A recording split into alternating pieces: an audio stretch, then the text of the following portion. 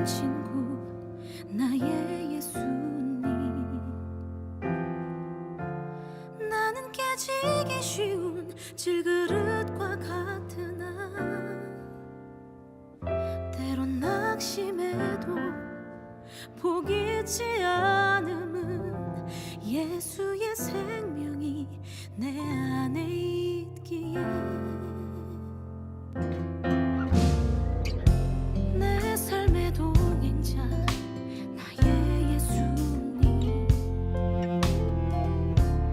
나는 기대가 없는 어린 나귀 같으나 늘 쓰러지나 다시 일어나도 예수의 생명이 내 안에 있기에. 나의 약함은 나의 자랑이요,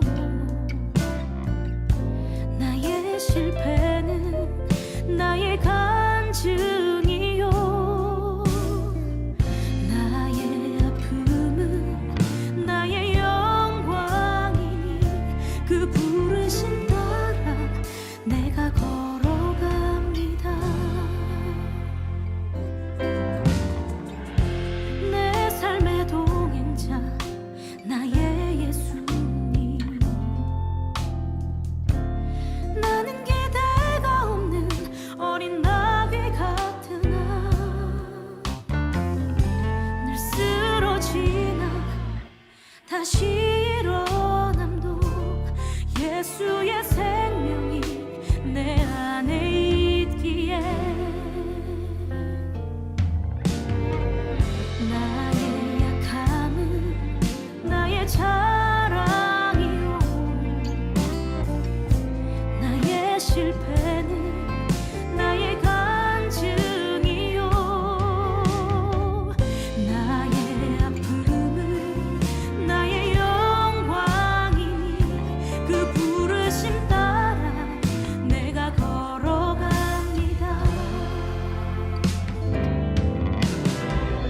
나의 약함은 나의 자랑이요, 나의 실패는 나의 간증이요, 나 쓰러진 나의 아픔은 나의 영광이니 그 부르심 따라 내가 걸어갑니다. 오늘도 난 걸어가네. 나 가난함은 나의 상급이요, 나 미련함은 나의 자랑이요, 나 쓰러짐이 나의 고백이니 그 부르심 따라 내가 걸어갑니다. 그 부르심 따라, 그 부르심 따라, 그 부르심 따라, 그 부르심 따라, 그 부르심 따라, 그 부르심 따라, 그 부르심 따라, 그 부르심 따라, 그 부르심 따라, 그 부르심 따라, 그 부르심 따라, 그 부르심 따라. 어두운 시대 빛으로 부름받아 살 때 예수님의 하나님 나라 운동은 그 모든 순간이 잔치였음을 기억해야 합니다. 사연 많은 마음들 눈물로 만나셨고 자식 잃은 장래 행렬마저도 살아남의 잔치로 변화시키신 예수. 그를 믿고 따르는 우리는 이제 삶의 구석구석을 또다시 잔치로 만들어내야 할 책임을 받았습니다. 비록 오해와 이기심, 갈등과 빼앗김, 서러움과 외로움이 가득한 시대를 살지만 우리의 모든 만남을 통해 하늘의 바람이 가득한 이 잔치는 계속되어야만 합니다. 그 여정을 걷다 혹 실패와 쓰러짐, 약함과 가난함을 경험할지라도 결코 결코 부끄러워하지 마십시다. 오히려 이 약함을 들어 자랑할 수 있는 것은 그리스도 예수께서 그때마다 우리 삶의 동행자요 친구가 되어 주실 것을 알기 때문입니다. 이것을 기억한다면 초막이든 궁궐이든 우리의 시간은 이미 잔치의 한복판인 겁니다. 네, 우리 삶은 이미 잔치입니다. 살려내는 잔치요, 먹여내는 잔치요, 함께 웃는 잔치요, 기어코 고통받고 서러운 친구들의 신음소리가 해방의 함성이 되고야만 하는 그런 잔치 말입니다. 이제 우리가 펼쳐갈 이 잔치를 통해 약한 자들과 낮은 자들이 그만 울어도 되는 세상이 왔으면 좋겠습니다. 그리고 오랜 시간 흘려온 그 눈물 방울들이 언젠가 오선지 음표가 되어서 갈릴리의 친구들도 우리와 함께 노래할 수 있었으면 좋겠습니다. 예수께서 안아주신 대로 안아주고 먹여주신 대로 먹여가는 하나님 나라의 잔치, 그 잔치를 통해 새 내일을 열어가는 우리 되길 구하며 이제 이 노래로 함께 다짐하겠습니다. 오늘 출애굽기 14장 10절부터 14절까지 말씀을 같이 보았습니다. 성경은 출애굽기부터 쓰여졌다는 것을 여러분 아시겠죠? 왜냐하면 출애굽하면서 모세가 출애굽을 이렇게 하면서 창세기를 이렇게 썼으니까 출애굽이 먼저죠. 그러니까 출애굽을 하는 것이 성경에서 먼저이기 때문에 출애굽을 먼저 쓰는 거예요. 그러니까 출애굽을 먼저 쓰면서 창세기를 이렇게 쓰게 된 거니까 창세기는 처음에 있었던 일이지만 모세가 이제 정리를 해서 써야 되잖아요. 그러니까 출애굽을 하면서 이게 정리해서 쓴 책이 창세기니까 출애굽이 먼저죠. 그러니까 애굽을 탈출하는 것이 먼저고 거기에서 이제 창세기부터 이렇게 쭉 쓰게 되는 거니까 출애굽이 먼저 일어났던 사건입니다. 그러니까 출애굽이 성경에서는 가장 먼저죠. 그러니까 성경에 가장 먼저가 출애굽이니까 여러분과 저도 애굽이라는 것을 탈출해서 광야로 들어오는 것이 첫 번째 우리의 시작입니다. 그러니까 애굽에서 태어난 것은 어떤 면에서 우리가 이 땅에서 처음 태어난 것을 의미하는 것이고 이제 애굽에서 광야로 들어가는 것은 두 번째 태어남을 의미하는 것입니다. 그래서 광야로 들어간다는 것은 거듭남을 말하는 거예요. 그러니까 애굽에서 태어난 것은 인간적으로 내가 세상에서 태어난 것을 의미한다면 광야로 이제 들어가는 것은 다시 태어나는 것을 의미하는 거예요. 그러니까 하나님은 굳이 광야로 우리를 데리고 가야 되냐? 굳이 데리고 들어가야 되는 거예요. 왜냐하면 그게 거듭남이니까. 그래서 거기서 다시 태어나서 이제 가야 되니까 요거를 이제 옮기는 거거든요. 성경을 이렇게 가만히 보면은 왼쪽과 오른쪽으로 돼 있고 아래와 위로 돼 있고 땅과 하늘로 돼 있다 이런 말씀을 우리가 알 수가 있죠.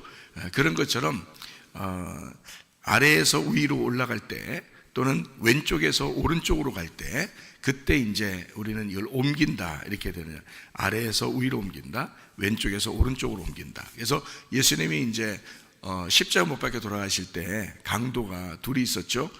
강도가 양쪽 편에 둘이 있었어요. 그러니까 틀림없이 왼쪽과 오른쪽에 있었단 말이에요. 근데 그 중에서 한쪽 편 강도가 구원을 받게 돼요. 그러면 우리는 어디가 구원받을까라고 했더니 오른쪽 편에 있는 강도가 구원을 받았을 거다라고 생각을 하게 돼요. 왜 그러냐면 왼쪽에 있는 강도하고 오른쪽에 있는 강도가 분명히 양쪽에 있었는데 오른쪽에 있는 강도가 구원을 받아야 성경적인 이제 이 윤곽이 맞단 말이에요. 그러니까 성경이 울타리를 쳤을 때 그 울타리 친 성경이 맞는 거가 되는 거죠. 오른쪽에 돼 있어야. 마태복음 25장에 보면 양과 염소에 대한 이야기가 나와요. 그럼 양과 염소에서 양이 어느 편에 있어요? 오른편에 있어요. 염소는 왼편에 있어요. 그러니까 왼편에 있는 것을 미워한다는 의미가 아니에요. 그러니까 오른편에 있는 걸 구원한다는 것은 오른편에 있는 것만 사랑한다 이런 의미가 아니라 왼편에 있는 것에서 오른편으로 옮긴다는 것을 의미하기 위해서 성경을 쓴 거예요. 그러니까 성경을 그렇게 봐야지 너는 염소 같아 나는 양 같아 그렇게 보면은 이제 사람을 비교하게 되잖아요. 그죠? 저 사람 염소 같아. 저 양 하는 짓이 다 염소 같아. 자기는 양 같고 그런 게 아니라 염소에서 양으로 바뀌는 그게 이제 성경이에요. 그걸 잘 구분을 해서 성경을 보면 더 좋을 것 같아요. 그래야 성경이 이해가 되고 그 다음에 이제 성경이 구분할 수 있는 게 짐승에서 사람 되는 겁니다. 그러니까 우리가 짐승으로 태어나서 그 다음에 사람으로 되는 거예요. 그러니까 사람으로 태어난다는 것은, 짐승이 사람으로 태어난다는 것은 어떻게 다시 태어나지 않으면 안 되죠, 그죠? 짐승이 어떻게 변화돼가지고 진화론처럼 변화돼서 사람 되는 게 아니라, 짐승은 짐승이고 사람으로 다시 태어나는 요 거듭남, 다시 태어나는 것이 있어야 돼요. 그러니까 짐승은 죽어야 되는 역할을 하는 거고, 사람은 사는 역할을 하는 거예요. 그러니까 이렇게 구분해서 같은 날 창조된 것을 구분해서 두 개로 나누는 것은 짐승으로 태어나고 사람으로 태어나야 된다, 요거를 의미하기 위해서 그런 거예요. 그러니까 왼쪽 편은 죽어야 되는 거예요, 살아야 되는 거예요? 죽어야 되는 거예요. 왼쪽 편은 사망을 해야 되는 거고, 그리고 오른쪽 편은 살아야 되는 거예요. 구원을 받아야 되는 거란 말이죠. 그래서 염소는 사망하는 거고 양은 구원을 받는 거예요. 이렇게 나누어서 설명하려고 하다 보니까 성경을 그렇게 써서 그런 거지, 누구를 미워하고 누구를 좋아하고 이런 의미가 없어요. 그렇게 우리가 그렇게 만약에 미워한다 좋아한다로 본다면 사실 누구를 더 좋아하는 거예요? 염소를 더 좋아하는 거죠, 하나님이. 그죠? 염소를 좋아하니까 그걸 구원시키려고 이쪽으로 옮기는 거죠. 그러니까 양에게 먼저 나타나는 게 아니라 하나님은 염소에게 나타나서 사랑하셔서 그를 양으로 만드는 거잖아요. 그죠? 그러면 짐승과 사람 중에 누굴 더 사랑하냐고 그러면 짐승을 사랑하는 거지. 짐승을 사랑해서 사람 만드는 거니까. 그렇죠? 그러니까 짐승 같은 나를, 죄인된 나를 더 사랑하시는 거죠. 그래서 죄인된 나를 더 사랑해서 나를 위해 죽으시고 나를 구원받은 하나님의 사람으로 만드는 거잖아요. 그죠? 성경을 그렇게 보니까 전혀 이렇게 나누어서 비교하는 게 아니라 둘을 갖다 하나로 만드는 하나님의 사랑을 말한다, 이렇게 의미를 알겠죠, 그죠? 성경을 그렇게 보시면 이해가 더 잘 되는 것입니다. 그러니까 왼쪽 편에서 오른쪽 편으로 간다라고 할 때 그 왼쪽 편은 죽음을 말하고 오른쪽 편은 구원을 말하니까 한쪽 편 강도가 구원을 받았어요. 그럼 오른쪽 편이 구원을 받아야 된다, 그 말이죠. 그래서 물에서 이제 그 어부가 물에서 고기를 잡을 때도 배 어느 편에다가 던지라고 그래요? 그물을? 배 오른편에다 그물 던지라 그래요. 그 왼편에 던지면 안 돼요? 고기 안 잡혀, 그렇게 하면? 그러면 고기가 안 잡히게 돼 있어요. 왜냐하면 왼쪽 편에 있는 고기들이 다 오른쪽 편으로 갔거든요. 왼쪽 편에 있는 배가 이렇게 있으면 왼쪽 편에 있는 물고기가 오른쪽 편으로 밑으로 갔는데 예수님은 그게 보이는 거예요. 근데 베드로는 안 보이겠죠. 그러니까 안 보이는데 그 왼쪽 편에다가 금을 던지면 고기가 하나도 없는 거예요. 거기는 밤새도록 던져도 안 되는 거예요. 근데 이 물고기들이 오른쪽 편으로 다 이렇게 갔어요. 그래서 거기에 다 모여 있어, 배 오른쪽 편에. 그러니까 예수님이 딱 보이니까 이제 오른쪽 편으로 고기가 와 있잖아요, 그죠? 그러니까 베드로 보고 오른편에다가 던져라. 근데 오른편에 딱 던지니까 거기 고기 다 잡히는 거예요. 거기 다 몰려 있으니까, 이렇게 몰려 있으니까. 그러니까 이쪽에서 이쪽으로 옮긴 거예요. 왼쪽에서 오른쪽 편으로 옮겨서 우리를 그물, 예수님은 그물과 같다 그러죠. 마태복음 13장에 보면 예수님은 천국인데 천국은 마치 결시, 누룩, 보화, 그물과 같다. 그래서 천국은 마치 물고기를 건지는 그물과 같다, 이렇게 얘기하잖아요. 그러니까 천국은 그물과 같다 그러잖아요. 그러니까 천국이 그물과 같으니까 천국이 뭐냐면 예수님이거든요. 예수님이 천국이니까 천국인 예수님이에요. 예수님은 천국인데 그물과 같다. 그러니까 바다에 그물이 밑으로 내려가잖아요. 그러니까 밑으로 내려오신 거란 말이에요. 내려오셔서 고기를 잡아가야 되잖아요. 그러니까 내려온 게 죽음이야. 그러니까 내려와서 고기를 잡아가야 되니까 오른편에 있는 고기를 잡아가는 거예요. 그래서 오른편이라고 그러는 거예요. 그러니까 배 오른편에 고기를 잡는다, 이렇게 되는 거죠. 이게 이제 전도서 10장에 보면 이렇게 써 있어요. 그게 여러분이 아마 아시는 그런 말씀인데요. 전도서 10장에 보면요, 2절에 지혜자의 마음은 오른쪽에 있고 우매자의 마음은 왼쪽에 있느니라. 그러니까 지혜자는 오른편에 있고 우매자는 왼편에 있다. 그럼 하나님은 누굴 더 사랑하는가? 우매자를 사랑하신다. 그래서 우리들이 다 어떤 사람들이냐면 우매자들이에요.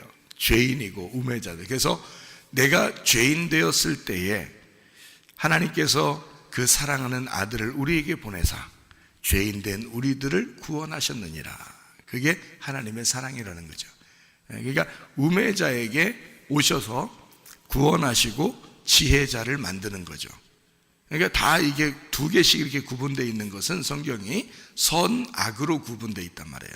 선, 악으로 구분되어 있어서 악한 걸 선한 것으로 바꾸는 하나님이에요. 그래서 사랑이라고 그러는 거죠. 그죠? 그러니까 내가 악한데 선한 것으로 바꾸려고 하는 것이다. 그러니까 내가 악한 나를 선한 나로 바꾸는 거예요. 그러니까 악한 나를 선한 나로 어떻게 바꿔요? 어둠을 빛으로 어떻게 바꿉니까? 바꾸기 어렵죠. 어둠을 빛으로 바꾼대요. 짐승을 사람으로 바꾼대요. 왼편을 오른편으로 바꾼대요. 왼편에서 오른편으로 간다는 게 얼마나 뭔지 알아요? 왼편 끝하고 오른편 끝하고 끝이 없어요. 그러니까 왼편하고 오른편하고 끝이 없거든요. 그러니까 갈 수가 없어요. 왼편하고 오른편은. 그러니까 이걸 어떻게 가야 되냐면 왼편에서 오른편으로 가려면 죽어야지만 가는 거예요. 그래서 예수님이 십자가에 매달려 돌아가시는 거예요. 양쪽에 이제 오른편 강도, 왼편 강도 이렇게 놓고서 예수님이 가운데서 죽는 거예요. 죽어야 옮겨지는 거예요. 왼쪽에서 오른쪽으로. 왜냐하면 왼쪽은 끝없이 왼쪽이고 오른쪽은 끝없이 오른쪽이에요. 그래서 둘 다 못 만나요.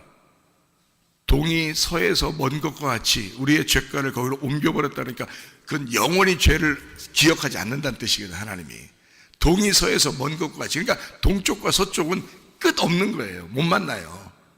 그러니까 죄과를 거기서 옮겨버렸다는 거예요. 그러니까 그만큼 죄를 기억하지 않을 만큼 없애버리는다는 뜻이거든요. 그게 그러니까 끝이 없으니까 왼쪽에서 오른쪽은 끝이 없는 거예요. 영원한 거예요. 그러니까 이거는 만날 수가 없어요. 이게 성경에 여러분이 그냥 뭐 단순히 뭐 왼쪽 오른쪽 그러니까 아래 위 아래 땅 하늘 만날 것 같죠? 못 만나는 거예요. 땅하고 하늘하고는 못 만나는 거예요. 끝 없는 거예요. 끝이 없는 거예요. 우리가 말하는 하늘도 우주가 끝이 없다 그러잖아요. 그죠? 그러니까 이게 끝이 없는 거예요. 땅하고 하늘은 못 만나는 거예요. 그래서 땅하고 하늘을 못 만나니까 하나님 만나는 방법을 뭐라고 방법을 주셨냐면 죽어서 만나라고 해서 다 죽이는 거예요. 땅에서. 하늘을 못 만나니까 땅에서는 다 죽어야 만나는 거야. 하늘을.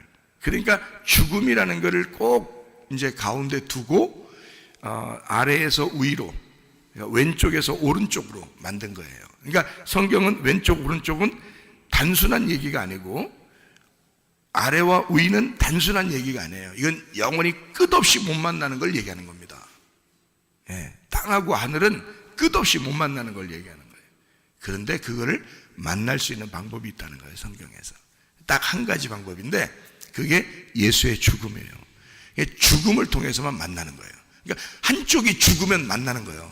그렇잖아요? 예를 들어서 오른쪽과 왼쪽은 끝없이 못 만나는데요, 한쪽에서 죽어버리면, 그죠? 왼쪽에 와서 죽어버리면 오른쪽만 남는 거예요. 그래서 오른쪽을 만날 수 있는 거예요. 이 왼쪽이 죽어버리면 오른쪽이라는 것을 만날 수 있는 거예요. 무슨 말인지 이해가 되시죠? 예? 이해가 안 되셔도 되셔야 돼요. 그냥 이해가. 그러니까 이거하고 똑같아요. 이 땅에서 죽으면 하늘에서 만난다. 이제 이거하고 똑같은 얘기예요. 그러니까 이게 영적인 얘기예요. 그게 그 자체가. 그래서 그냥 우리가 보이는 세계에서 보이는 것으로 설명하는 건 이해가 안 돼도 영의 세계에서는 이해가 되는 거예요. 그래서요. 그러니까 아래와 위는, 땅과 하늘은 도저히 만날 수가 없는 거다. 그런데 땅이 죽어버리면, 땅이라는 게 나예요, 나. 그러니까 내가 죽어버리면 만나는 거예요, 하늘을. 그러니까 하늘은 하나님이고 땅은 나예요. 그런데 내가 죽어버리면 하늘을 만나는 거야. 그것처럼 한쪽이 죽으면 한쪽을 만나는 거예요. 자, 그러니까 어둠과 빛이라고 이걸 창세기에서 표현한 거예요. 어둠과 빛이라고. 그걸 첫째 날이라고 한 거죠. 그래서 첫째 날은 어떻게 보면 첫째 날은 하나 되는 날이에요. 하나 되는 날. 그래서 하나라 그렇게 얘기한 거예요. 어둠과 빛이 하나가 되는 날이에요.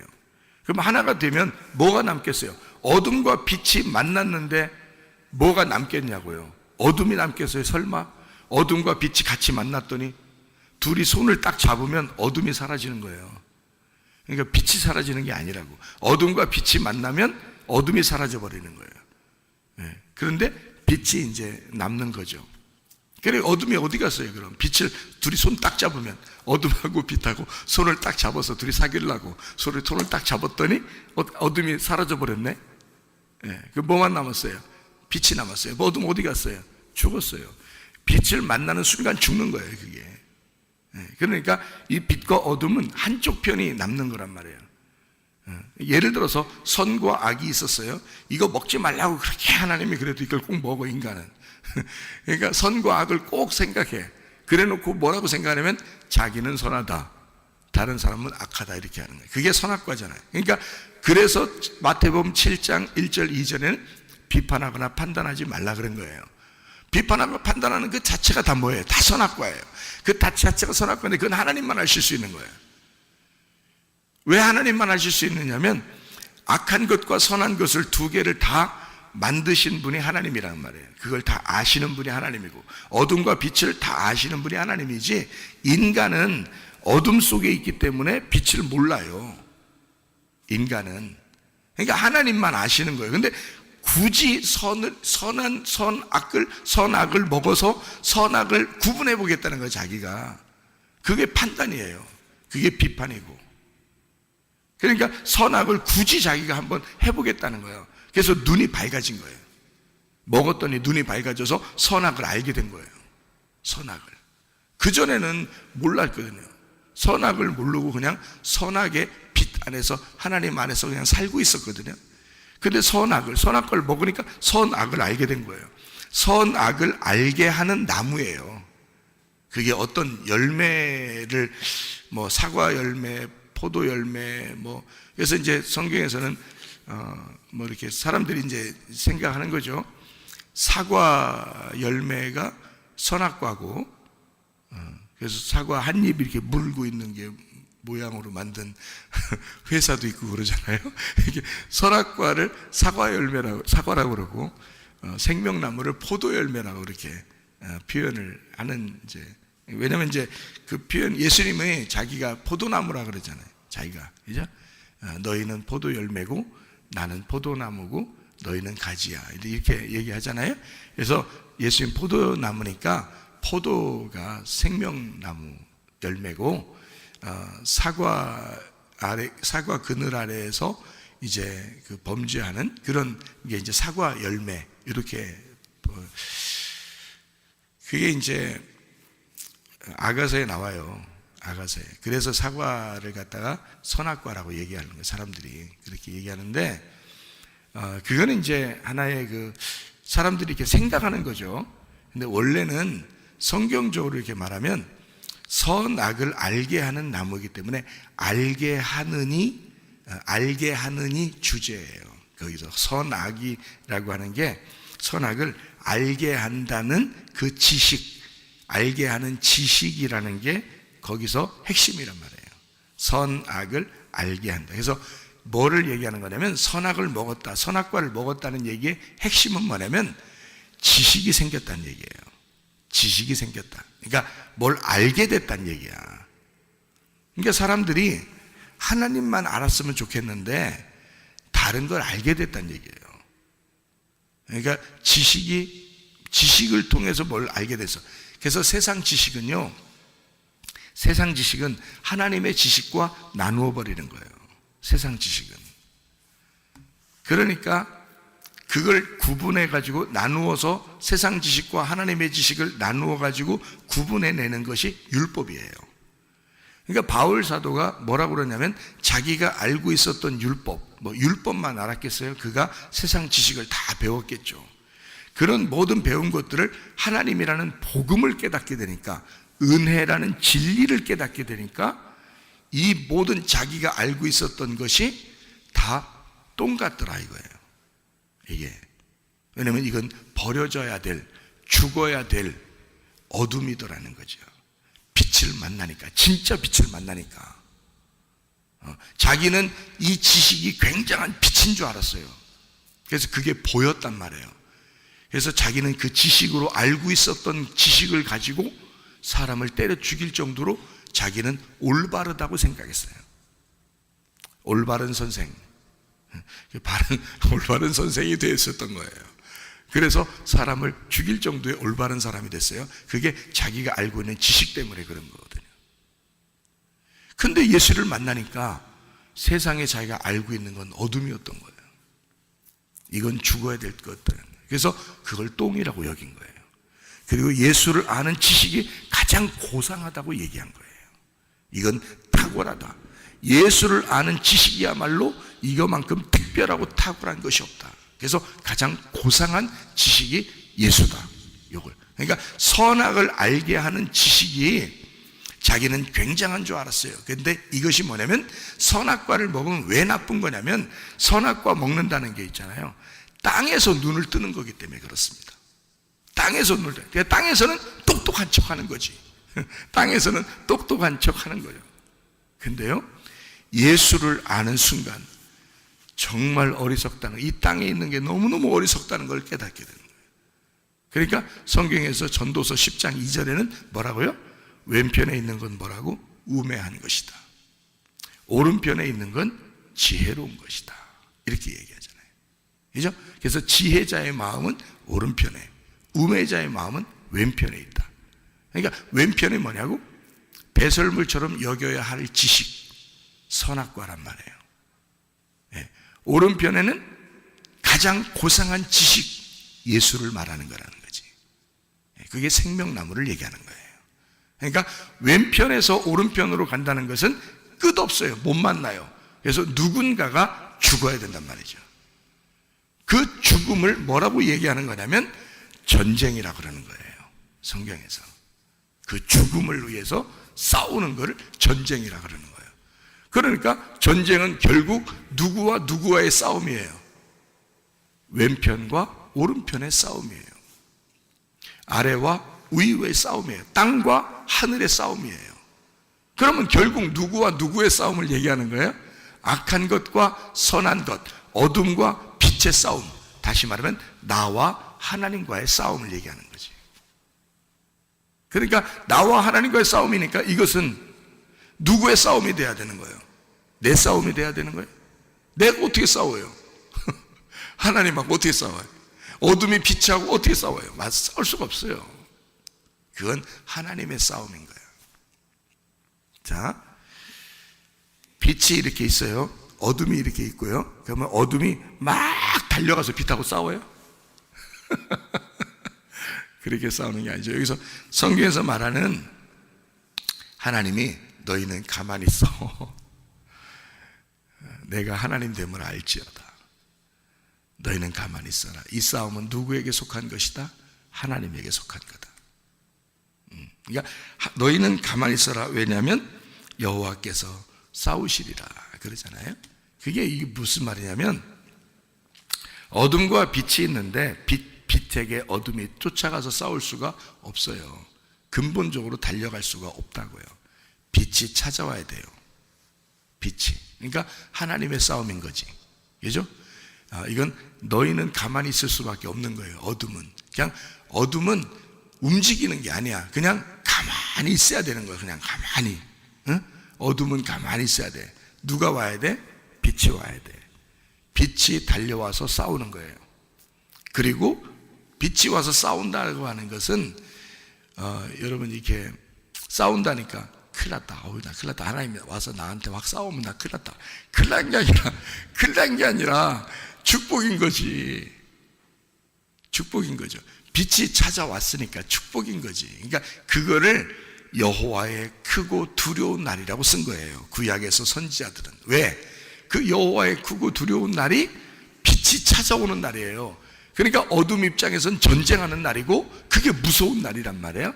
근데 그날이 내가 죽는 날이야, 심판받는 날이야. 그러니까 여호와의 크고 두려운 날이지. 근데 하나님 입장에서 보면, 내 입장에서는 죽는 날이지만 하나님의 입장에서 보면 생명을 주는 날이란 말이에요.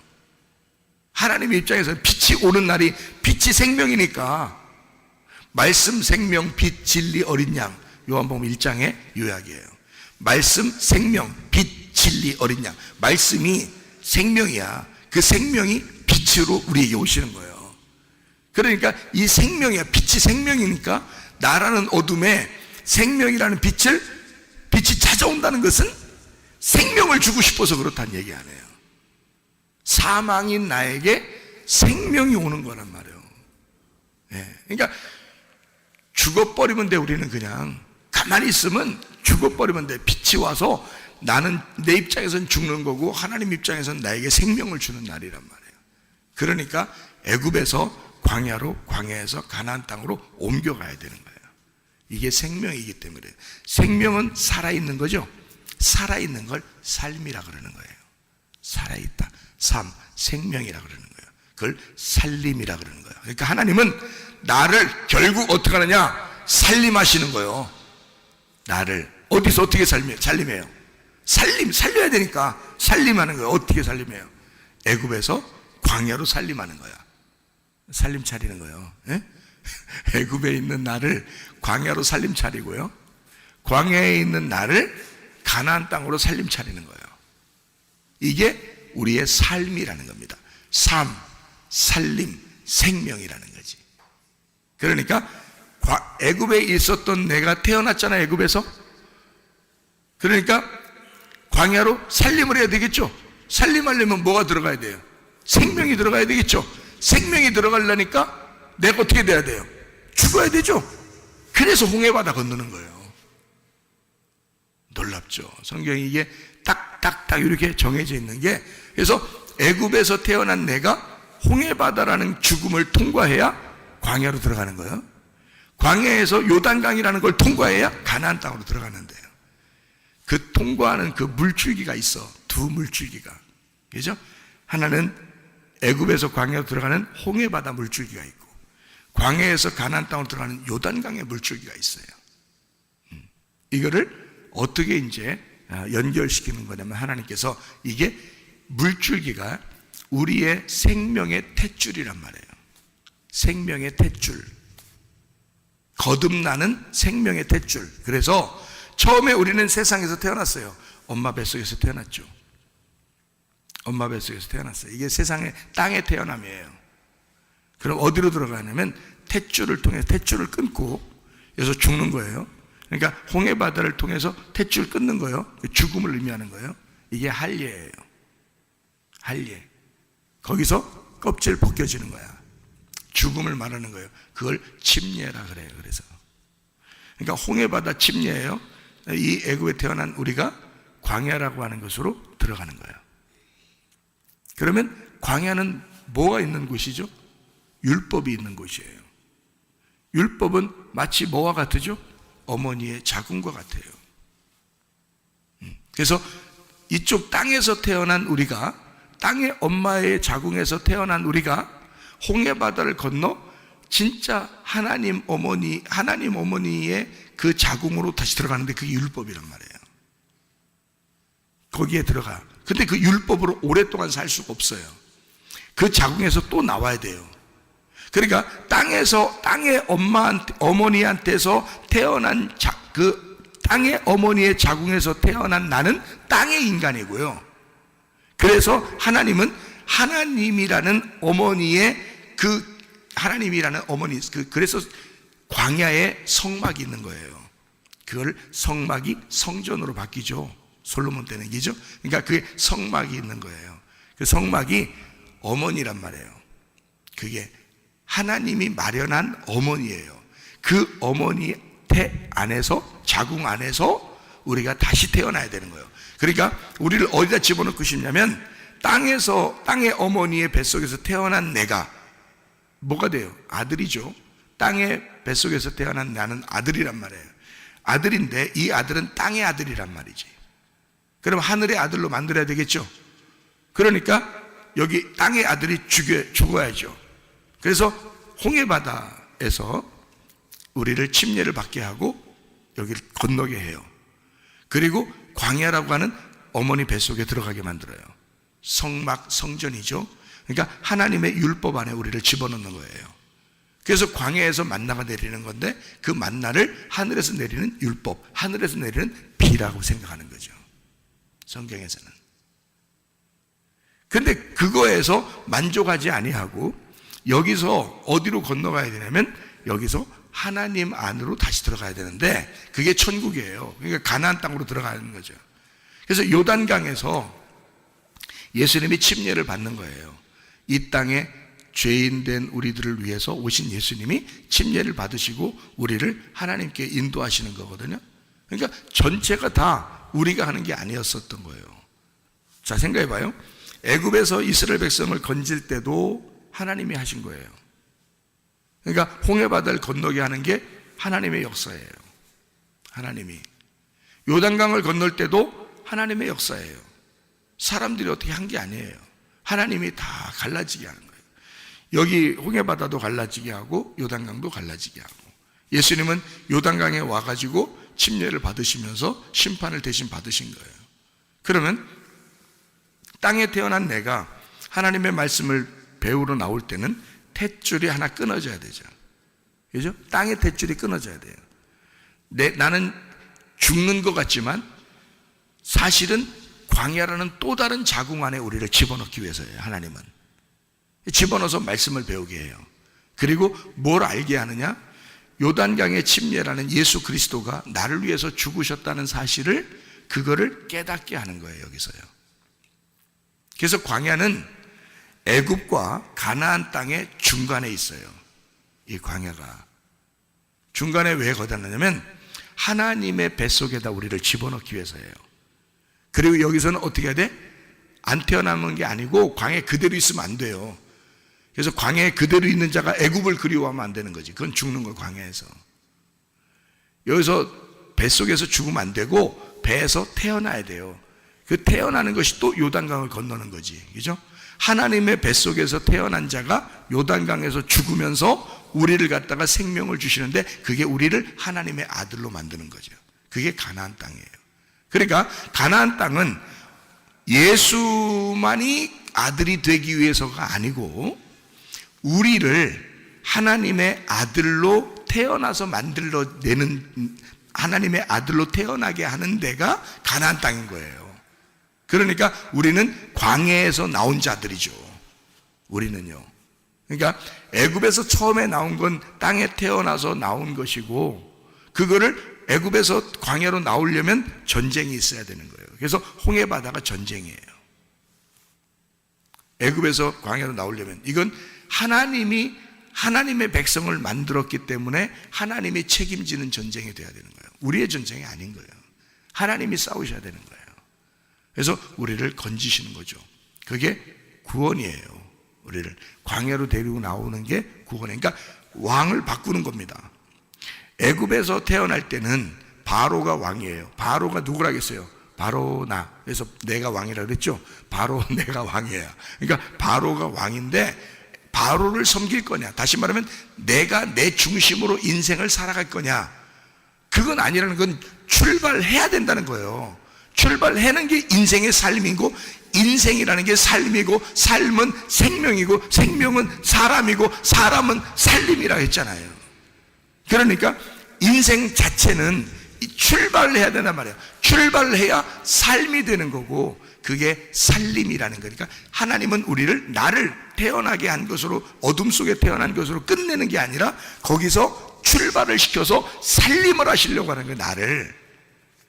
그러니까 하나님이 태어나게 해놓고 우리를 살림을 해야 된다. 너 살아야 된다는 거예요. 그게 우리의 인생 삶인데 애굽에 그대로 있으면 되겠어요? 안 되죠. 그래서 하나님은 하나님을 알게 하는 장소로 데리고 나오는 거예요.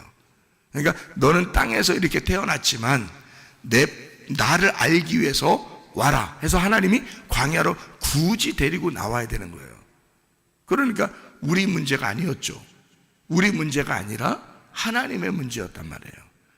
그러니까 자녀들은 항상 누가 책임진다고요? 부모가 책임져야 된다고. 그러니까 부모의 책임이었다고요. 하나님의 책임이었기 때문에 광야로 데리고 나오는 것은 이스라엘 백성들이 그렇게 원망하고, 여러분 같으면 막 이렇게 원망하고, 우리가 애굽에서 바로를 섬기는 게 더 낫지 아니하냐 하면서 막 싸우고 이러면 하나님이 알았어, 가 니네 가. 내가 모세만 데리고 나올 테니까, 모세 따라온 사람들만 몇 명 데리고 나올 테니까 니네 가, 이렇게 할 거예요. 우리 같으면. 그죠? 근데 하나님은 우리가 아니니까. 하나님은 바로가 아니잖아. 하나님은 하나님이셔. 그래서 바로라는 왕을 너희들이 섬기는, 다시 말하면 네 중심으로 살던 너에게, 네가 왕인데 왕을 바꾸자. 왕을 바꾸자. 광야로 나오면 이제 너는 끝나. 어둠 속에 너는 사라져. 광야로 나오면 하나님이 왕이셔. 그래서 왕을 바꾸는 작업이에요. 그래서 왕을 알게 하는 거죠. 그래서 광야를 선악과를 알게 하는 장소예요. 그래서 광야에서 율법이 내리는 거고, 율법이 선악을 알게 하는 말씀이 되는 거예요. 무슨 말인지 알겠죠? 이제 여기서 머무르면 안 돼. 이 광야에서 머무르게 하려고 광야로 데리고 나온 게 아니에요. 하나님은 가나안 땅으로 인도하려고 그러는 거예요. 우리의 죽음을 담당하신 분이 예수님이요. 그래서 요단강에서 예수님이 침례를 받으시는 거예요. 그 죽음을 담당하시느라고. 그리고서 우리를 광야에 머무르라고 하는 게 아니라, 하나님을 알았으면, 하나님과 나라는 자신을 아는 거죠. 빛과 어둠을, 하늘과 땅을, 왼편과 오른편을 알았으면 이제는 진리의 말씀을 깨달아야 된다. 그래서 나를 버리고 진리의 말씀을 선택해 들어가는 건데, 그게 가나안 땅이란 말이에요. 그래서 빛의 세계가 되는 거예요, 가나안 땅이. 그러니까 광야에 머물면 안 되고 생명나무 열매를 먹는 가나안 땅으로 옮겨가야 된다. 그게 진리의 말씀이라 하는 얘기입니다. 자, 우리의 싸움은 땅에서 우리의 싸움 같지만 하나님께서 우리를 대신해 싸우시는 싸움이다. 그러므로 이 세상에 어떠한 어려움이 있더라도, 내 인생의 과정 속에 항상 내가 어려움이 있고 힘들고 고난이 있고 슬픔이 있다 하더라도 그것을 싸우시는, 대신 싸워주시는 분이 있는데 그가 하나님이시다. 왜 싸워주시느냐? 너라는 왕을 포기하고 하나님이라는 왕을 선택하라고 싸워주시는 거다. 어둠과 빛이 싸워서 싸움이 아니야. 어둠은 그대로 파괴되는 거예요, 빛이 오게 되면요. 그래서 하나님이라는 빛을 깨닫고 살게 하려고 너를 살림하시려고 하는 거다. 결국 더 좋은 쪽으로 인도하시는 분이, 빛의 방향으로 인도하시는 분이 생명이신 하나님이시다. 그 하나님이 우리 보고 가만히 있으라 그러는 거예요. 너 어려우면 가만히 있어라. 하나님이 대신 싸워주실 거야. 너를 빛으로, 생명으로 인도하실 거다라고 하는 것이 오늘의 이 말씀입니다. 오늘도 그 주님과 동행하다가 주님 만나시기를 바랍니다. 아멘. 기도하겠습니다.